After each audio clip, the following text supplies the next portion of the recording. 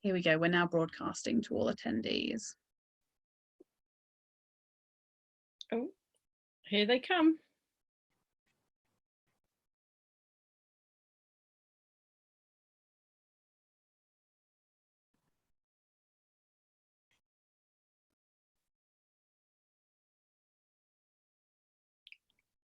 Doors are opened and they're flooding in. Ooh.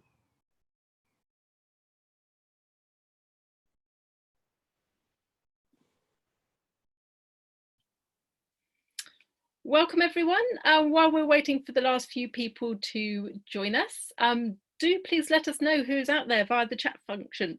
It is a very strange experience for Malcolm and myself presenting today's webinar because we can't see any of you. So do please let us know via the chat who's there, which organisations you're from. Oh, lovely, great to see some friendly faces or friendly names out there. Hi Matt, hi Dave. Oh, fabulous. Nicole from Bioregional. Hello, Mark and Alice up in Chalbury. Oh, Claire from Pure Leapfrog. Wow, they're coming in thick and fast now.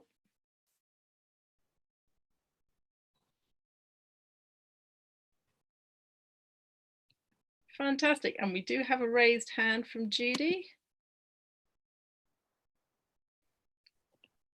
Judy, you've raised a hand, and if you would like to use the Q&A function to let us know if you have a particular question we can help you with, please let me know.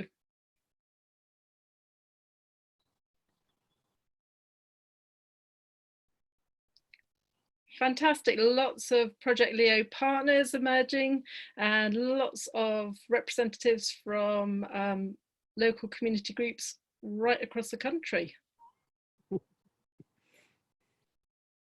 And some of your colleagues being cheeky there, Malcolm, too. I noticed. Now you know who the boss is.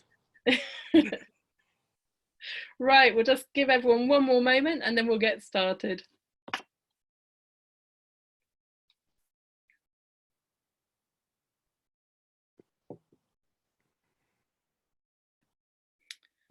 Right, well, we are a couple of minutes after 12.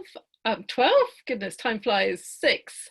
So introductions, good evening and thank you all for joining us. I'm Saskia Huggins, I'm the Social Impact Director at the Low Carbon Hub, and I'm joined here this evening by Professor Malcolm McCulloch. The Low Carbon Hub is the Oxfordshire-based social enterprise, which is out to prove that we can meet the UK's energy needs in a way that is good for people and good for the planet. You join us for the second in a series of webinars, which are all focusing on the future of energy and the transition to a renewable energy future. And we're particularly looking at Project Leo. For those of you who don't already know, Project Leo, that's Local Energy Oxfordshire, is a £40 million project funded by Innovate UK, conducting real-world trials to understand the role that local energy can play in accelerating the transition to a zero-carbon energy system. Last week, we kicked off the series by exploring the impact that investment in community energy can make. If you missed that and would like to know about the opportunity to put your savings to work to tackle climate change, you can find the recording on the Low Carbon Hub's YouTube channel. We will also be recording tonight's webinar, so please be aware of that. And this recording will be also made available through our YouTube channel. Next week, our Tuesday evening webinar will be given by Melanie Bryce from Scottish and Southern Electric Networks. They are the lead partner on Project Leo, and she'll be giving us an overview of the first year of the project, and we'll be joined by Adriano Figueiredo, who is the Innovation Director at the Low Carbon Hub. So more details and the registration links for that and more in our upcoming series will be available on the news section in the Low Carbon Hub website or on the events section of our Facebook page. So with that said, let's get into tonight's webinar. Our topic is Energy System Transition, a Better Local Solution. And I'm really delighted to introduce our speaker, Professor Malcolm McCulloch, who is an Associated Professor at the University of Oxford's Department for Engineering and Group Leader of the Energy and Power Group. His academic interests cover a wide range of energy-related areas, from domestic energy, user-centric technologies, renewable generation and low carbon transport. Malcolm designed the world's first hydrogen sports car. And he's also got an eye for the practical application of this research. So coming out of all this research, he's set up at least half a dozen spin-out companies. So I first met Malcolm more than a decade ago through a community initiative in West Oxford, when we were 2 of 38 local households who had pledged to try and reduce our carbon footprint by at least 10% over a year. So my efforts were focused on improving my draft proofing, and Malcolm, being Malcolm, was going for a whole house deep retrofit approach. No prizes for guessing who did the best in terms of reducing their carbon footprint there. As well as being colleagues as part of Project Leo, we continue to work together as in our spare time we volunteer as directors of West Oxford Community Renewables, because that's just what you need after a day working in local energy is more time volunteering on local energy. So when you put all that in the round, I really can't imagine anyone better qualified to be championing the role of local energy in the transition to a zero carbon energy system. So I'm about to hand over to Malcolm, and before I do so, just to flag up, Malcolm has said he's really happy to take questions during his talk. So please use that chat function to post questions. We will either try and answer them as we go. I'll be asking them on your behalf, and any that we don't get round to, we will have time at the end of this session, which finishes at 7 o'clock, to run through any more outstanding questions. So all that said, over to you, Malcolm. Thank you, Saskia. So welcome everybody to this webinar. It's my first webinar from the site, so if I muck it up, blame me, not the Low Carbon Hub team. So today's little discussion is going to be around energy systems and their transition, and why I think a local approach is a better solution. And for those of you who don't know me, please, I use my name Malcolm rather than Prof or McCulloch or anything else. So let's keep it kind of relaxed and informal. So I'm coming from the approach of looking at this from being deeply involved in LEO, which is our local energy Oxfordshire program. And the strapline, as you can see, is to how do we accelerate the energy transition from a local perspective to get to zero carbon. And at the bottom, you can see there are a number of very valuable partners that have been, that are helping us to achieve this goal. So let's just go back to the beginning and to have a look at to say that what we are doing is basically transitioning from this, and some of you might recognize this as a Didcot power station, and some of you might recognize this stuff in the bottom left-hand corner is coal. There's a shed load of it over there, and you can see that actually we've got a stack pipe there where we have lots of carbon dioxide coming out, as well as a few other nasties.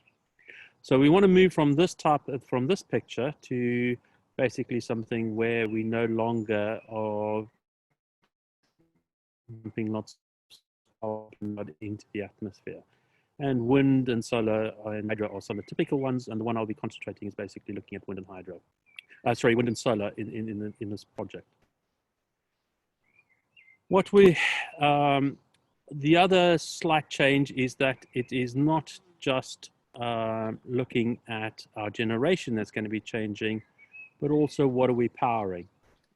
Typically, the energy system is used to power our household appliances and our lighting and a few appliances in the work environment.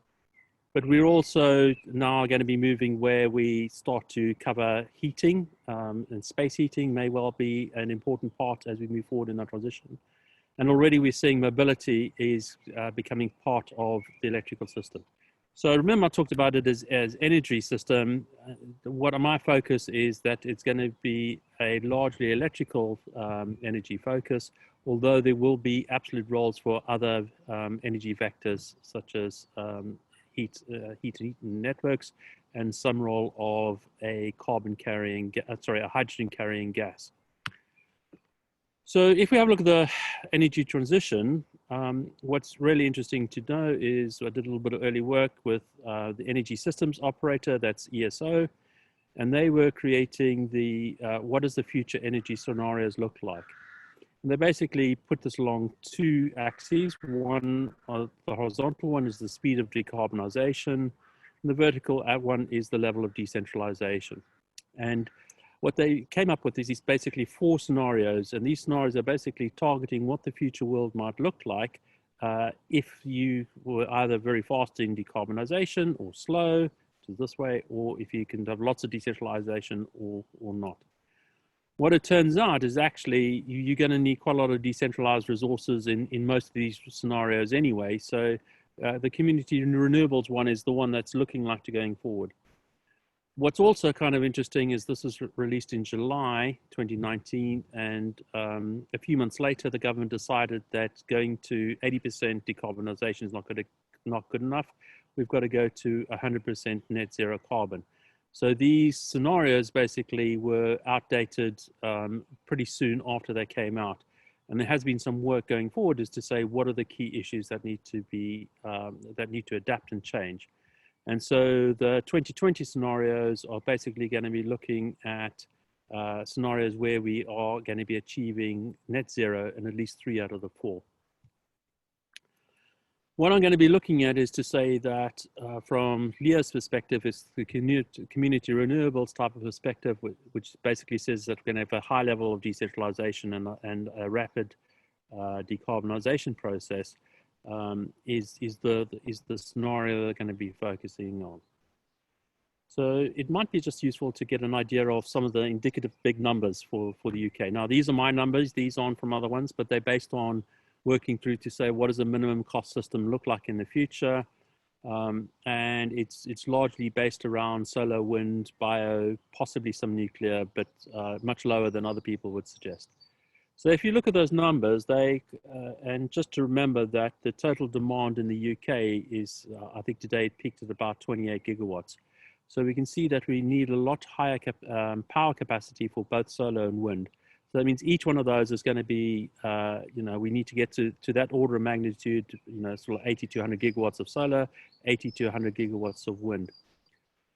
What's interesting is underneath that is remember that for the sun is only up for a certain amount of time, so therefore 1 gigawatt of solar resource does not give you 24 gigawatt hours of energy throughout the day. And in fact, if you average it throughout the year, it's only about 10%, 10 or 12%. Wind, on the other hand, will give you about 30% of the time. It's actually giving its fully rated capacity. And when you look at that, it actually means that solar and wind will give you about the same amount of energy throughout the year. So even though the solar looks like it's a lot bigger in terms of capacity, in terms of energy delivery, it's about 25% of the total energy required, and wind's about 75%. In terms of costs, we can see that solar, in order to do that, is going to be on the order of 30 to 60 billion pounds to be able to deploy. And wind is going to be something in the order of 100 to 150 billion. These numbers are uncertain than the previous set because costs are changing on a very rapid basis. Just to give you an idea, the cost of solar panels dropped 30% last year. So it's really interesting, and especially under current conditions, it'll be interesting to see where the prices move. Bioenergy, if we look at bioenergy from internal sources, is going to be relatively small. So I'm going to say it's going to be less than 3 gigawatts. And nuclear, I think, is going to be the really interesting one, is to say, it'd be interesting to see exactly what the minimum is going to be. The maximum is going to be probably about 10 gigawatts going forward. The cost of that, well, that's really uncertain, and especially if it can include lifetime costs. Below the line is basically in the future, we're going to be looking at a substantial amount of electric vehicles. At the moment, there are about 35 million vehicles sitting in the UK. If each of those were to have about on average, about a 50 kilowatt hour battery pack sitting in them, that means that actually you'll get 1 to 2 terawatt hours of energy stored in those electric vehicles. And to give you a rough idea, at the moment, we consume about 1 terawatt hour of electricity per day in the UK. So basically, it says that we'll have about 2 complete days of energy storage in electric vehicles. The other thing to remember with electric vehicles is that although it might have 50 kilowatt hours of battery, typical usage will only be about 10% of that under normal conditions. And the investment in electric vehicles is going to be substantial. It's going to be 500 to 700 billion. The other thing to note as well is that the power in those electric vehicles is going to be substantial compared to the power associated with the generation. So one of the interesting plays is that if electric vehicles were to come in a lot quicker than solar and wind, they would actually be the dominant power driver on the network. So that basically sets the context. And so Malcolm, what I want to, yes. We had a couple of questions pop up that I wonder if now would be a good time to answer them, or if you want to hold them as thoughts. Yeah. A question from David Calver, who's asking if making local energy the focus risk losing out on economies of scale. Perhaps from those figures, the answer is no, but you'd perhaps would like to expand on that. And a related question, perhaps, whether or not you're able to comment on Chris Goodall's proposal that massively overbuild renewables is his proposal. How would those relate to the 4 slides? Okay, the 4 scenarios on slide 6. Okay, so if we take the first one first, is if you look at wind, that is going to tend to be large wind farms offshore. Offshore wind is still a good 20 to 30% more expensive than onshore. So there's an interesting question to say, are we still prepared to bear that cost? And I think there's a mute point around there. I think one has to balance out things, which I'll come out forward about land use later on as one of my challenges. In terms of solar farms, getting to large scale of solar farms is really challenging because you really kind of blight the large areas in one place, and so therefore it becomes really challenging to actually put farms in large places, especially if it's land-based in the UK. If you're looking at, there was quite a big movement a few years back to put a large amount of solar in places like Morocco and Northern Africa. And then the whole Arab Spring happened, and you realize that, yes, although the sun is very good there, the geopolitics are challenging at the very least. So I think there's some interesting challenges around whether you go local or large. In terms of being able to, if you look at things like electric vehicles and other electric mobility options, that will have to be local. So a lot of the load is going to be local, even if the generation isn't. And to me, it's going to be both sides, the load as well as the generation, both sides of it are going to start to play a bigger role. Is that okay? I'm going to move on now to some of the big challenges around, on Chris Goodall's one. These numbers, I'm assuming that you're going to probably build out something like 25% more generation than you need, simply because the impacts on the cost of storage are dramatic. And it's much to put an extra wind turbine up than it is to put a 100 megawatt hour battery in play, or looking at other economies. It all depends, but that equation will change as you go through time. So my estimate at the moment is you probably have about 20% over generation is probably where the sweet spot is in terms of the prices at the moment. And we will have to keep a watching of how the generation prices change versus the flexibility prices as we go forward. So if we move on to some of the big 5 challenges that I've worked for the energy system. Now, these are not the only 5 challenges. There are lots of others. I just happened to choose on 5 because I only had 30 minutes to talk through. So the first challenge is one I've alluded to earlier on, is basically how do we deal with land use? And the question is, how do we balance national requirements in the local context? And you can see places like in the Mojave Desert and other places in America and some places in China where there have been large-scale wind farms and have basically made a significant impact to the local environment, to the local look and feel of the place. They could do that because basically there are no people living there, and therefore there's not such a, there's not a big impact on the local population. However, in the UK, we don't have those vast open spaces. And so therefore, in the UK, we have to be a lot more sensitive into how we actually do it. How do we balance out energy requirements versus food requirements versus recreational requirements? And that's going to be an interesting challenge as we go forward. The second one is how do we effectively move energy through space and time? And some of you have been to my talks in the past, know this diagram. It's basically saying if we've got something like wind and solar, we know that the generation is variable. And therefore, we cannot rely on the generation to be there to exactly balance the load at the whole time. So we now need to be able to move say for instance, a kilowatt hour of solar generation at 1 o'clock in the afternoon using balance services to provide lighting at 7 o'clock in the evening. And so the moving energy through time is a new aspect that we have to deal with and manage in this new system, as well as effectively using our network to move the energy through space. And if you saw those numbers, there's substantially higher powers that are going to be moving through the system, and how do we actually manage that within the network? The third really interesting question is, what are we going to be trading in the future? At the moment, we basically, our prices on the markets are largely dependent on the short-run marginal costs. In other words, what does the cost take to produce an extra kilowatt hour in that moment? And what it normally means is either shoveling in more coal or thankfully more gas into the system. And therefore your costs associated with producing that extra kilowatt hour is largely dominated by that extra cost of fuel that you're using.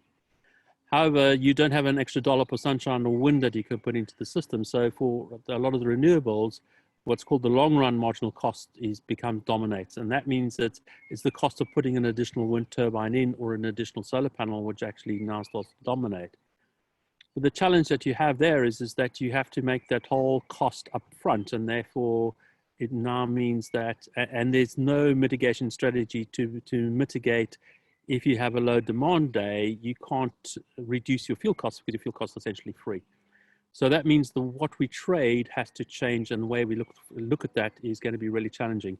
And here's an example of what happened on the 5th of April, where anybody who's on the Octopus Energy Agile Tariff was actually paid to consume energy, and that was because of this disjuncture between short-run and long-run marginal costs. The fourth challenge is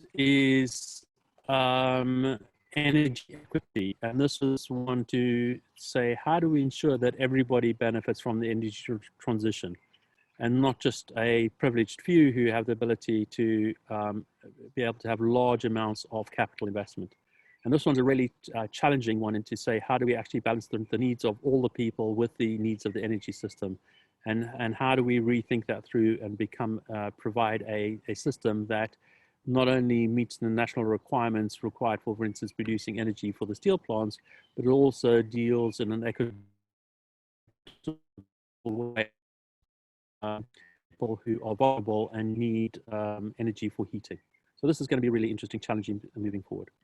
The last one is about investment, and that is basically to ensure, how do we ensure that we get the most appropriate investment in the long term? And the word appropriate is in particular context.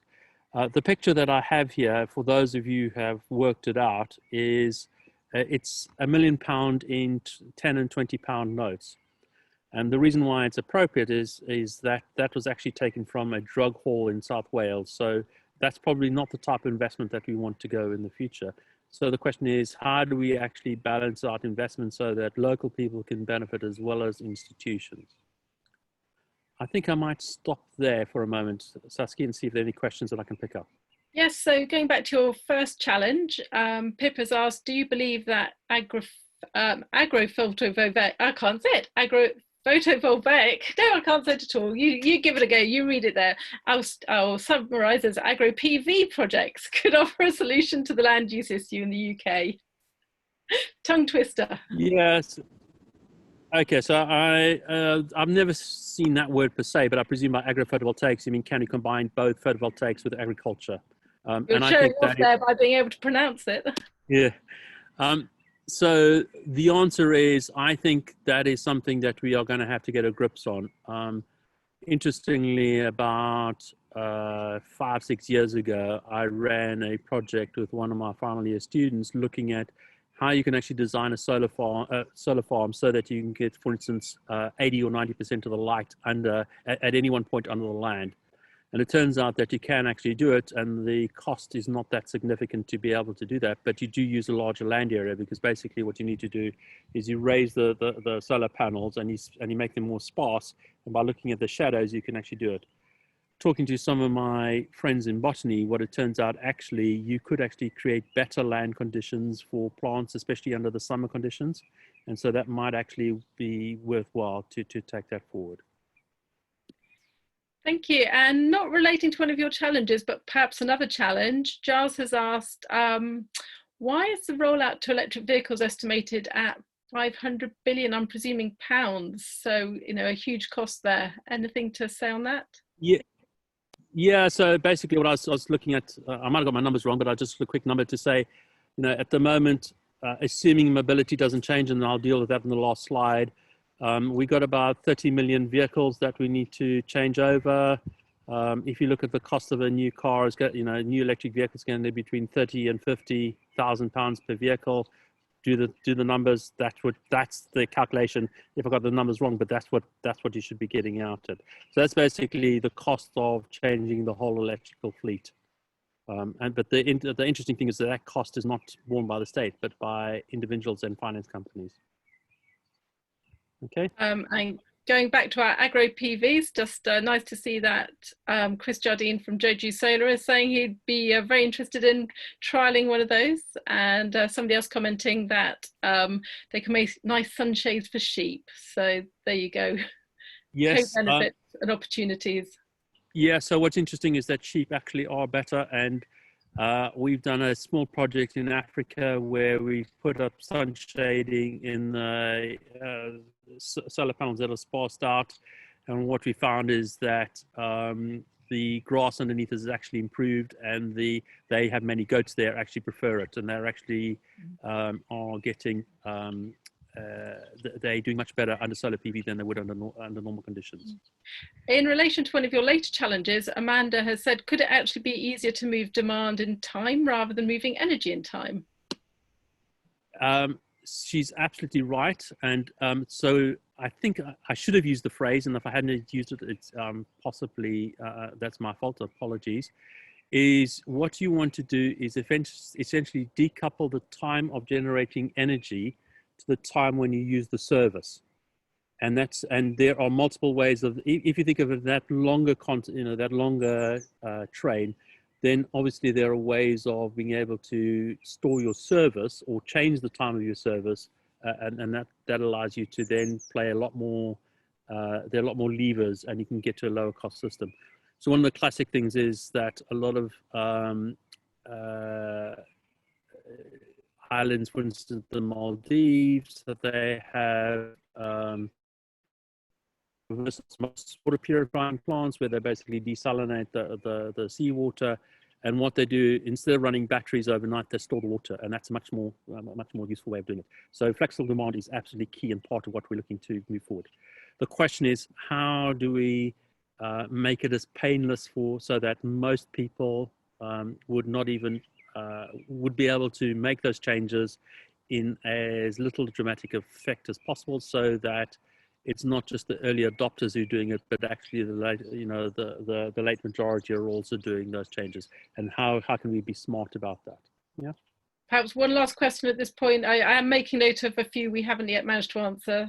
We're not ignoring you, I promise. But just relating to that last point, perhaps Greg asks, given flexible demand, how viable is mass transfer to sustainable energy suppliers at the moment? The key word is at the moment, and that's something that I think one of my slides picks up on is how do we actually reward flexible demand, and that's one of the interesting challenges that we've got to come through. And this is around operations and trading. So I'll pick that up as we go through. So I've posed these challenges, and I'm now going to go on to saying how do we start to answer some of these challenges. Saskia, anything else? Yep, let's crack on. Okay. I'm also conscious you told me that I had to talk until past, and it's now getting 1 minute to go. But no, I said that didn't include questions. So keep going, Malcolm. Keep going. Right. Okay. So basically, just to come back to say, how do we answer the questions? And one way of that we're doing this is we created this Leo. As Saskia said, it's quite a large program. But the nice thing is that we got multiple constituents and key stakeholders in the electrical system involved. So we got Scottish and Southern, which is our energy networks provider. We got Oxford City Council and the County Council, which helps with the planning and doing those things. We got the two universities providing some of the thinking power behind it. We got the Low Carbon Hub providing a lot of the community-based implementation. Nuve is one of the new energy providers specifically targeting mobility. Piccolo is providing a new platform for enabling us to do the new markets, and EDF Energy, so the research side of it, they're looking to say, okay, what is the future of energy systems going to be and how does it affect the large energy companies? So that's the team, and the nice thing about that, it gives us a well-rounded view of what the challenges are. However, is the challenge that we might have is that each one of us is basically looking at this elephant from different directions, and we're all kind of just seeing one part of the system, and therefore we get a skewed view of the system. And one of the nice things is that if you look at many of the projects that are going on at the moment, is you'll just have one of those people sitting there. I just, as a side comment, I noticed these were all male or largely male, and so therefore apologies for that. Men aren't always blind and stupid. What we want to, so rather than saying that we just look at one part of the elephant at the time, how do we look at the whole system? And so what we have done is we've developed a agile system development where basically all the partners can be working together on the same challenge in consort with each other, not going off in their own directions. And basically, just very quickly, we started by identifying the societal need, which is basically, and the two societal needs that Leo identified was basically providing an effective energy system towards it to meet the zero carbon needs. And the second one is to ensure energy equity for all. From that, we developed a theory of change to say what needs to change in the system. From that, we then identified what we called minimum viable systems. And each minimum viable system is basically a number of different actors and procedures that interact between them. And we have classes of MVSs, which might be looking at planning, operations, trading, and the like. For each one of those minimal viable systems, we can measure how well the processes are working and also what are the key measurement indicators that we need, the key performance indicators. We use that to learn how the system's actually working or not working, and we then understand, are we actually meeting the societal need? But what we all, more often than not, is actually going through this inner loop where we're actually saying, actually, we need to change our theory of change. We're not with minimum viable systems. Next time, Mel, I'm sure we'll be talking about some of the steps that we're going to have to get you to just repeat that last bit around the theory of change, as we lost you temporarily. Sorry, Saskia. Apologies. So from the learning, we might need to change our theory of change. In other words, some of the assumptions we made might be proving wrong or have to be refined, and therefore we adapt our minimum viable systems, and we go through this reflexive iterative loop in terms of thinking of how we can adapt. The nice thing about this is that it allows us to actually play with the real world in a small way, but a meaningful way to start off with, so that we bump into the Rumsfeldian questions, the unknown unknowns. And we've been picking up a lot of those as we've been going through. So that's been our approach. So let's see how does that approach be used in tackling those 5 questions. So the first one is looking at land use. And so this has been mainly working with the City and County Council and Brooks University. And what we've been doing is identifying within the County Council, both where new housing developments coming in, which are new centers of load, also identifying where high potential value for solar and wind are within the County Council, And this is, for example, a system where we've identified where there are potential sites for ground source heat pumps in all the major towns within Oxfordshire. So by using this, it's starting to give us good information so that we can start to do long-term planning, and so that we can make sure that the system as we go forward is actually going to meet those long-term goals. Moving on. Operation. So one of the things that we've been looking at operation, and actually this is quite a large focus within Leo, is to create a local flexibility market. Remember, I said we're going to get those quite large peaks and troughs in the power as we go forward. And so the question is, how do we incentivize that balancing mechanism? How do we smooth out the peaks of the generation to the smoothness of the load? And this is where we can either incentivize the use of storage or demand shifting or changing demand in some way so as to better align with that.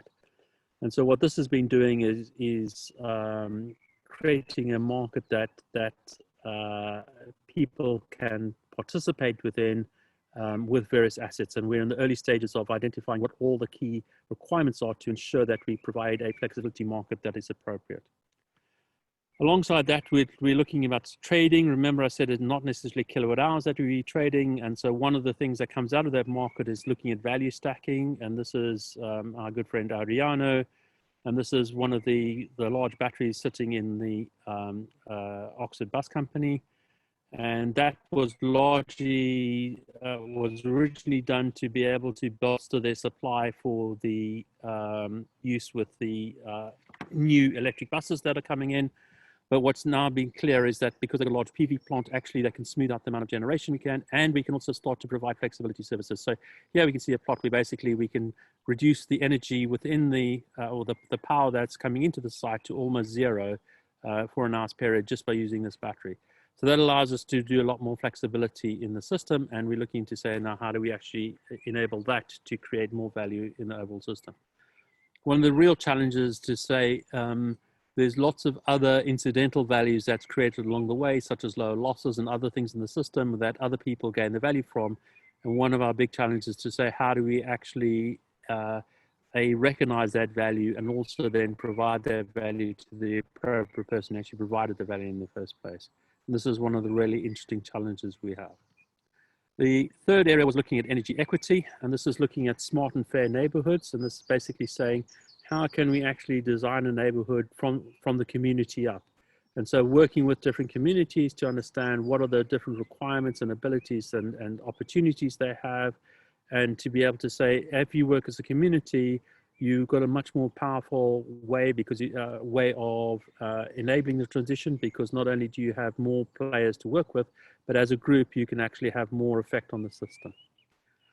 So this is an exciting work that Saskia is leading. And then the last one is about investment. And one of the really interesting ones that is developing and kind of on the side, but really important, is looking to see how do we actually couple various funding streams. So enabling both community developed funds, such as what's happening with the share offer document, but also to say, how do you then blend in and use large institutional investment alongside that? And how do you ensure that those two actually work well together? And so that the risk and the reward is shared appropriately. And this is a really, to me, actually probably one of the most important aspects of LEO that's developing. So that's basically gives you a quick overview of what, how LEO is going to be addressing some of those challenges. I'm going to stop there, Saskia, for any questions. We do have a few. We had one question here from David saying total system optimization is a huge challenge, but also a huge opportunity for local community involvement as they're part of the solution. And I was just going to pick up an earlier point that was made by Eloise, who was asking if we'd heard of the local energy bill, which has been put forward by the organisation, sorry, I've forgotten the organisation's name, Power for People, this is my understanding is that this is a bill which is about trying to change the way that the current system works, in that at the moment, if you're a local generator, and particularly a community generator, and you want to sell your electricity locally, you're facing huge complexities and costs as if you were one of the national power generators. And so it's trying to make those costs and complexities commensurate to the scale at which you're attempting to sell your output, your electricity. Yeah. So I don't know if you want to reflect on some of those challenges which go way beyond wires and switches. Yeah, okay, so this basically comes back to, let's just go back, is operation and and markets and the like. So if I go back to the challenge, it's the market is kind of largely be designed for what the world looked like in the 1950s and 60s, kind of post-war period. And it's been very slow to adapt and change. And although we've seen a number of reforms in the last 10 years and things like providing various national level flexibility services, what it hasn't dealt with is how do you deal with much smaller local distributed energy markets. And to me, this is one of the big challenges that we work that work needs doing on. What's interesting is I think it's going to get to the point where it's going to be almost unregulatable in the way that we're doing it at the moment. We're basically regulating every process in the system. It also provides certain barriers to enable vertical optimization. There's a lot of challenges around that.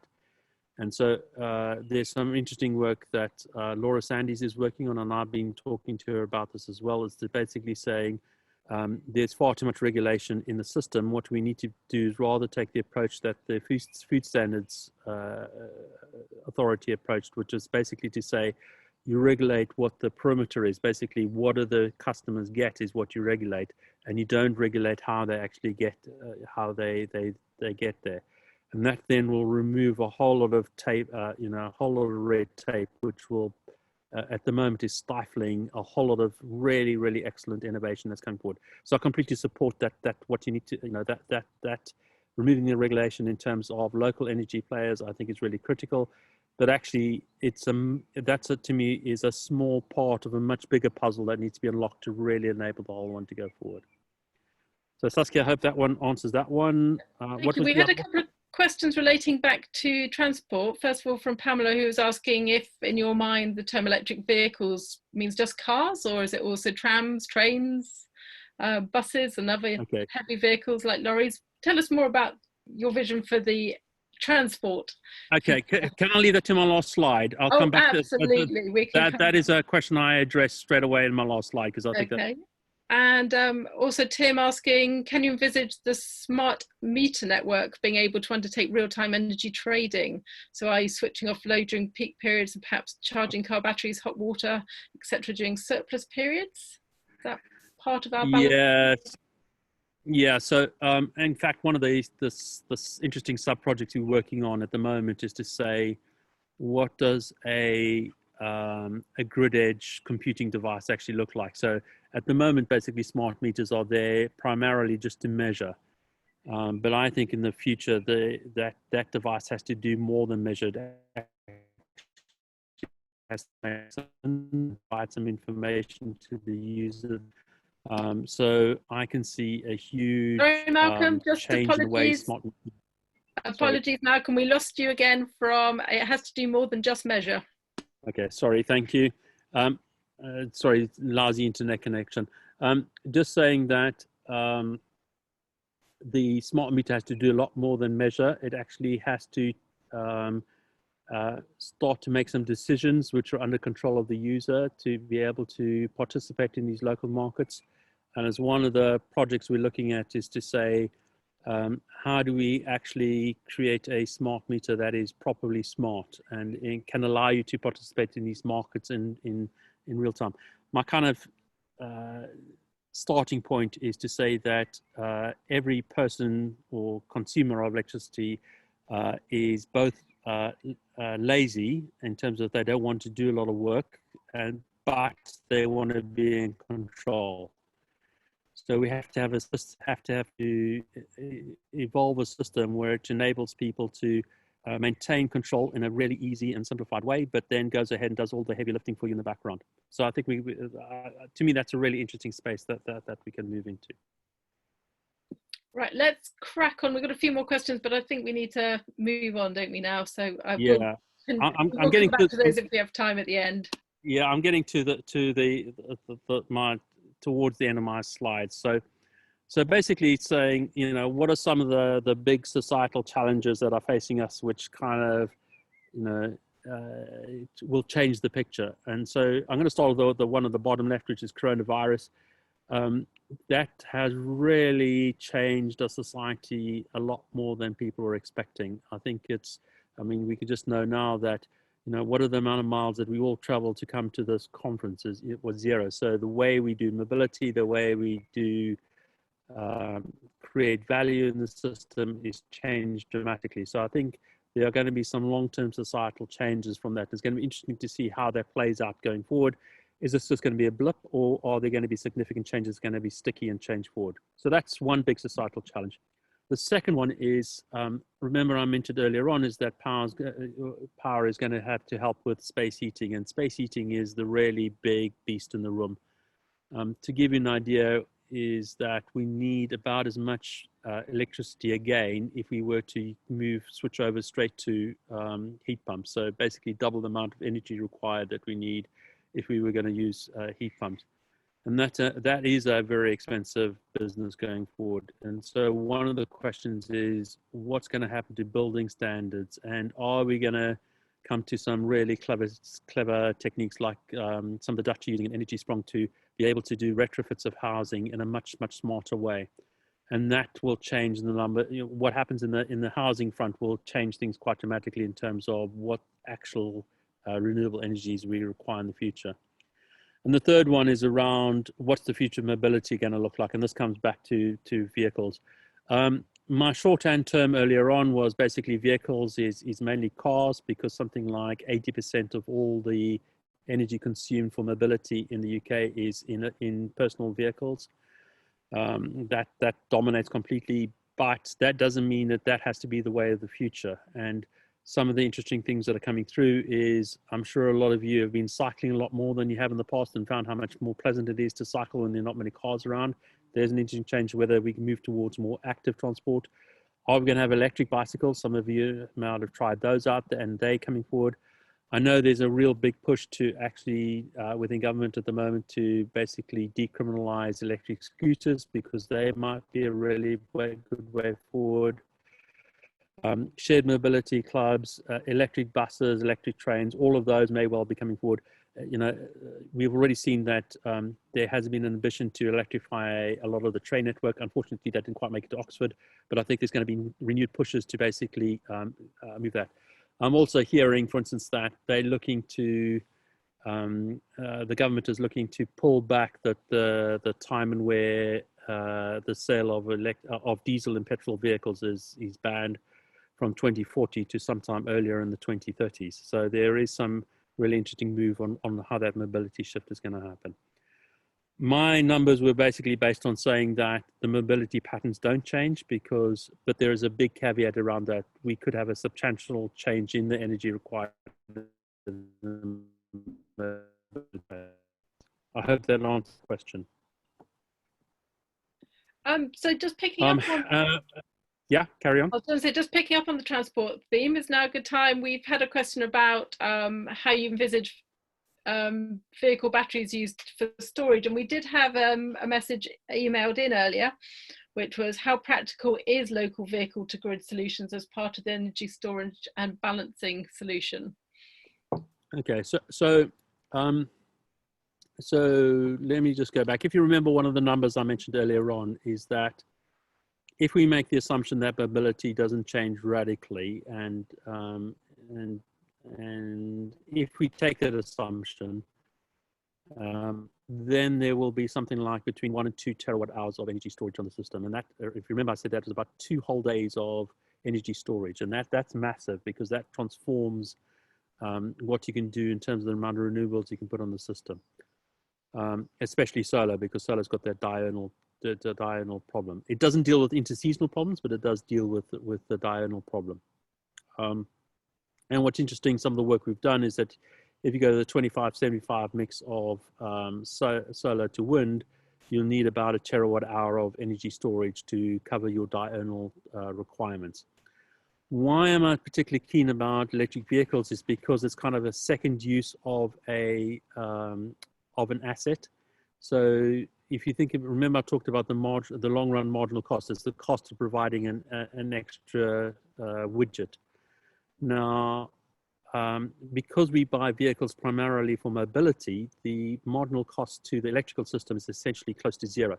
Yes, there may be some battery degradation, and that has to be factored in, but some of the interesting analysis that's coming out of the US, where people have been using Teslas for a really long time, is that the battery degradation can be a lot less than people are expecting. So to give you an example is that there's been quite a few vehicles now, Teslas, that have done over 400,000 miles before a battery pack has had to change, which is about 4 orders of magnitude higher than people were expecting. Sorry, about 3 orders of magnitude larger than people were expecting. So electric vehicles can really provide a significant boost in that. Saskia, is that what was the other part of the question? No, I think we're there. Okay. Oh, is there a value proposition for vehicle to grid? Sorry, that was the other piece. Sorry, yes. So the challenge is what I came to earlier on, is that the market at the moment doesn't value that vehicle to grid proposition that much. And one of the things that a lot of people are exploring is, what does it need to take to create a market where vehicle to grid actually is useful? The challenge we have is in the environment that we are as of 2020, we don't need vehicle to grid. But by the time we get to kind of 2025, 2026, we absolutely will need vehicle to grid. And so the question is, how do we prepare for that transition? And interestingly, on that point, David has asked about power walls in people's homes. Presumably they're one of those things that could help in the more immediate future in terms of local load and demand balancing. But your point about the marginal costs is the issue there. Yeah, exactly. And also at the moment, I mean, if you're on one of the tariffs that tracks the daily usage, that could be a really powerful way to actually operate that battery. Any other questions, Saskia? We've come to the end of the questions currently here. How are you on your slides? Are we there? We're there. We're there. So we do have one challenge from our colleague, or your colleague, Chris Jardine, who said, this is all great talk, but what's happening? And Chris, what I'd say to you is, come and join us next week, because Melanie Bryce will be, who's from Scottish and Southern Electricity Networks, who's the lead partner on Project Leo, will be telling you what we've achieved over the first year. I think, although Project Leo is currently billed as a 3-year project, we are all very mindful that this is a much longer term project. I don't know, Malcolm, if you want to say a little bit more in terms of actually how long we think some of this is going to put in place. Okay, so if you look at Project Leo, what was interesting when we met in a room together, there was a general consensus that if we went for this funding, which is a 3-year funding package, we all agreed this is the first 3 years of at least a decade's journey. And so one of the things that we'll be looking at is to say, how do we actually pull together the financing together to make sure that this is actually a viable system that enables us to continue forward for the next 10 years. So there's been a lot of interesting thought about how does one provide a governance structure and a funding structure that plays well together to enable these local energy solutions to come on play a lot faster than would be under traditional methods. So I think it's really, really great. I just wanted to also pick up one other interesting, just from Nigel, to seeing that heating is of course subject to much wilder seasonal swings. He's absolutely right. What's starting to happen in the UK is, with my other hat on, I'm doing a lot of work now on the future of cooling. And we're starting to see cooling is actually becoming a rapidly growing requirement in the higher latitudes, and that there are a lot more air conditioners being sold than was expected. And so therefore, that potential, that people are starting to talk about a summer peak as well as a winter peak. And so cooling may well become important in the future. And what's interesting is that if you go down a heat pump route, especially air source heat pump route, that effectively will provide you cooling in the summer. So we could actually see a biannual peak going forward. Thank you. So we've come to the end of our questions. Tabitha has popped in the chat the link for anyone who'd like to sign up to next week's webinar, and that's also available on our Facebook, the Low Carbon Hub Facebook page, and also from our news section on our website. So a huge thank you to you all for joining us, and especially to you, Malcolm, for a really interesting and informative talk. And I really look forward to working with you for the next 10 years at least on this topic. So thank you all very much for your time, and hopefully see you next week. Thanks a lot. Thank you. Have a good week, everybody, and be safe.